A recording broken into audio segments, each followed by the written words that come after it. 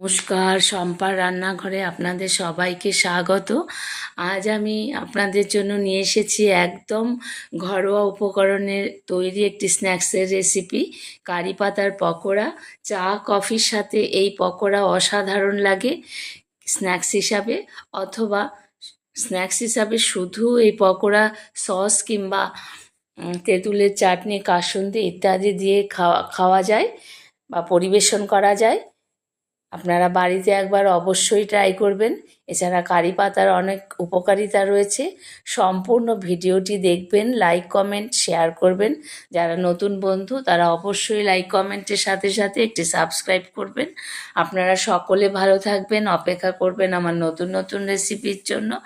বাড়িতে একবার এই পকোড়া ট্রাই করুন, দেখুন কত সুস্বাদু এই পকোড়া।